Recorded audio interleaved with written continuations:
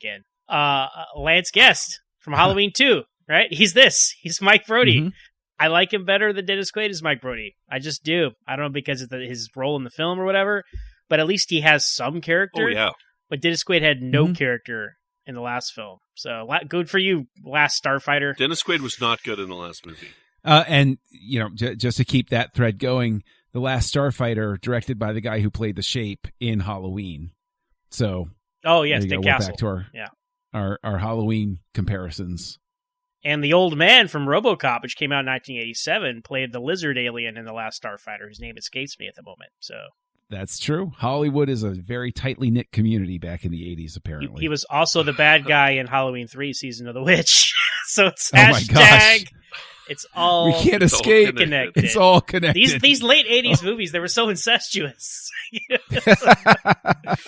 Oh boy. You know what? Maybe that's why some of us have such an emotional affinity for certain actors, is because they were in these movies that we were all watching constantly. Yes. And so we have this warm fuzzy feeling every time we see their name on screen because it reminds us of the movies we grew up with. I don't know, probably that.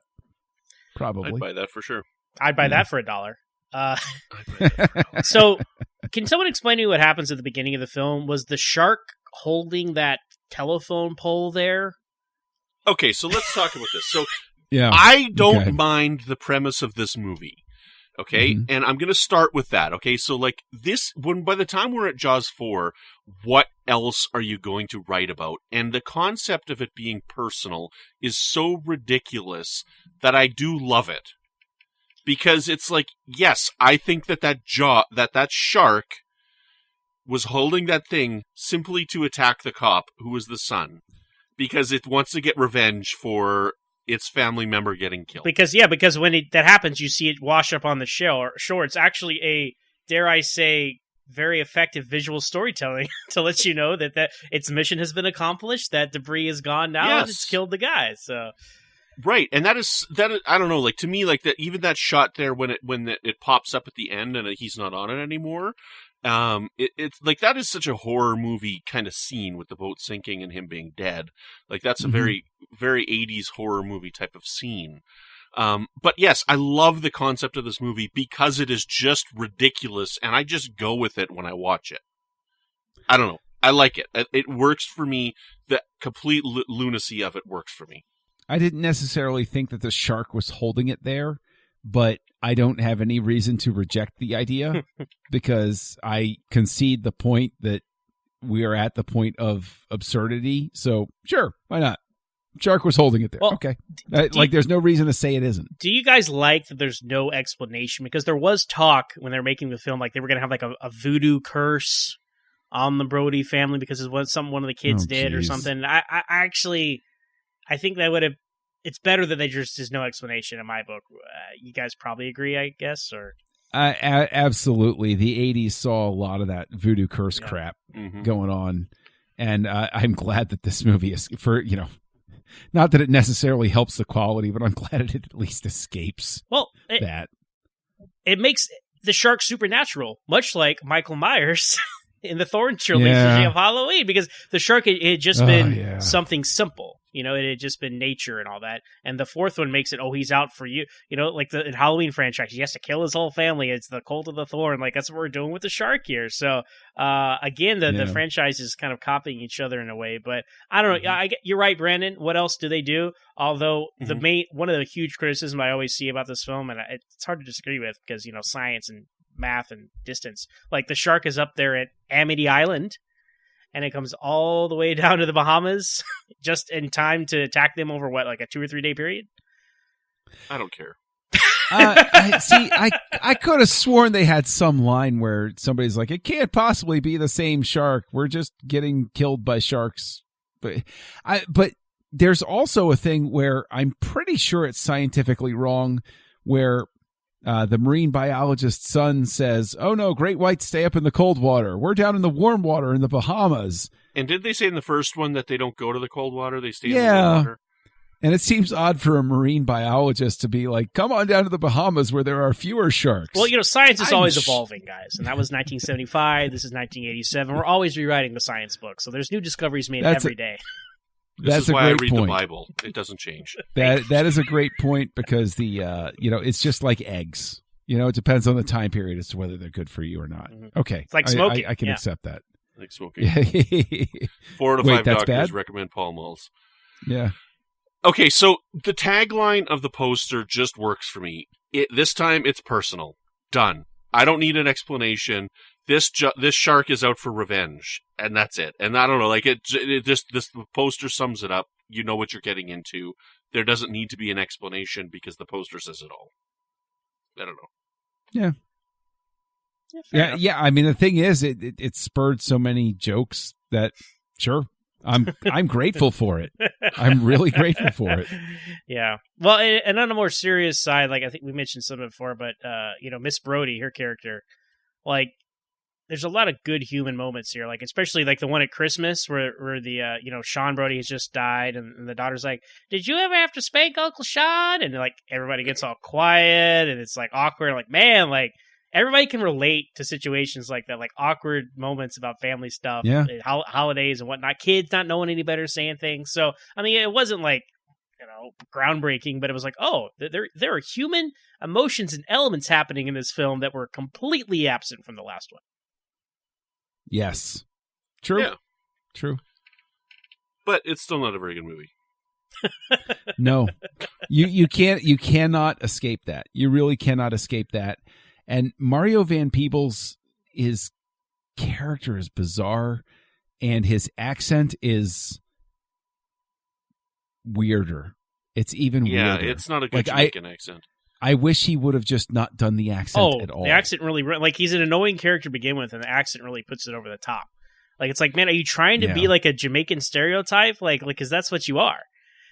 Yeah. Yeah, and it's there are some reaction shots which are funny because again, the oldest daughter pointed out that like the shark attacks a boat at a certain point, and they obviously inserted a shot they had. Okay, this is our reaction shot, and everybody's just standing there, not even like, oh no, they're just standing there watching.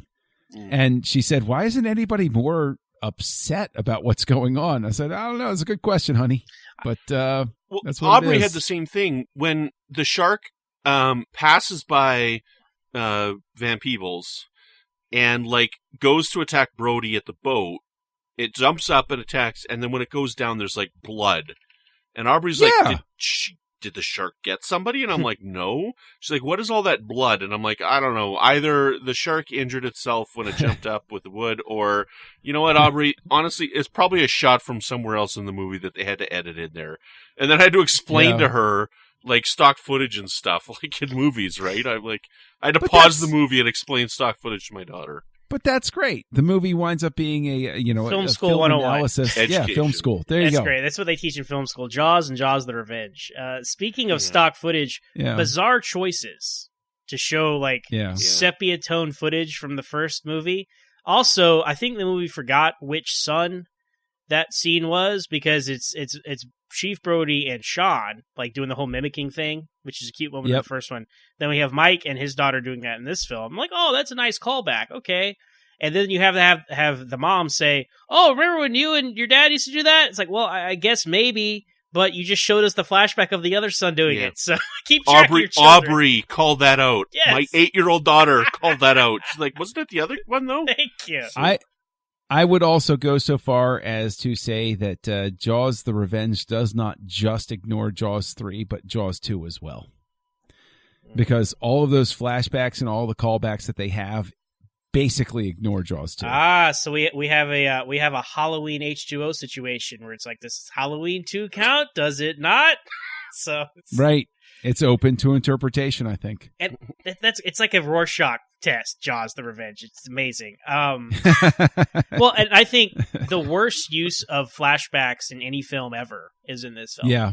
She wasn't present for any of them. Yeah, she wasn't present for any of these flashbacks. But when the shark is approaching, right, she has flashbacks to Brody on the orca when it's sinking with the gun. He's like, smile, you son of a boom. And what I guess he told her that story. Like, why is she thinking about that right then? Like, when you have to use stock footage from the first film 3 movies later in your climax to punch it up, you got a problem, all right? Yeah. Bizarre choice. And then you see the shark explode, some stock footage from, Jaws 1, and it just ruins.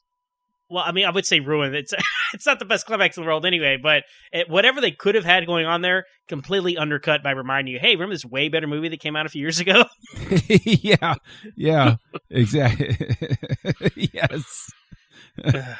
Well, it's almost like a little treat for people where they're almost apologizing, where it's like, we know we suckered you into spending money, but remember this was good.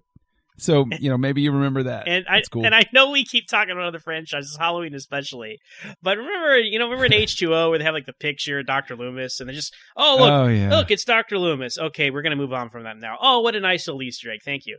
There is a picture of Chief Brody in the sheriff's office, right? And you see it, and you're like, oh, okay, cool. That's a picture of him from the first movie. I understand why they would hang that there. He was a famous chief of police. He killed the shark back in the 70s. I would memorialize him with the picture, too. But then they stay on that shot. Like, when the old lady, the secretary's on the phone, it's in the shot, dead center. Like, for the whole phone call. Like, okay, guys, we get it. We get it. We remember Jaws 1. Like, why is it still there? You know what it reminded me of, though, is that there is, I think it was Back to the Future Part 2, where Crispin Glover sued them about the use of his image and the makeup to make the other actor look like him and everything. And so this is before that era where, I could be getting it completely wrong, where they were in that gray area where they could show a picture of Roy Scheider and not have to pay him for it. Yeah, well, that was 1989, so this would have been before, John. You might be onto that. Yeah, so because I know that there was a scene cut from Rocky Balboa where there would have been simply a picture of Apollo Creed from the first movie, and they would have had to pay Carl Weathers. And when they showed the deleted scene on the disc, they had Carl Weathers' face blurred out so that they wouldn't have to pay him. Even though it was a deleted scene. Wow. Yeah. That was that's got to be the most obnoxious use of that in any movie. Like, that's a good 2-minute phone call. You just see the picture of it there. And most likely in after Crispin Glover won his legal victory, Roy Scheider was probably banging the desk saying, "Why didn't I bring that suit? Why?" Oh boy. Well. Yeah, about that picture, I don't know. I don't care. All that to say, any final thoughts? I got to say, this is a really fun talk. This is probably my favorite conversation about Jaws we've had, but for this movie. Any final thoughts before we close it out? John, go ahead. It stinks, but it stinks in an interesting way. It's like a blue cheese. It stinks, but you put it on a cracker and it's okay. Just to reach out to another franchise, it's like Star Trek V. That is a very disrespectful Star Trek V, John.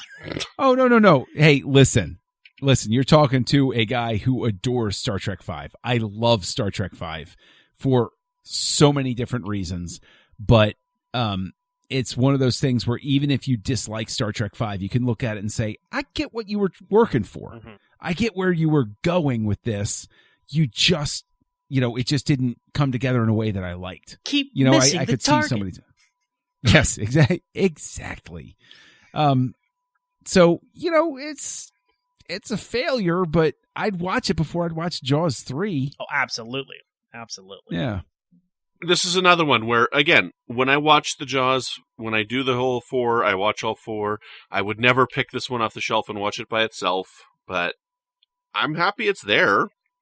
I enjoy it when I watch all 4 of them, and I'm like, that's fine.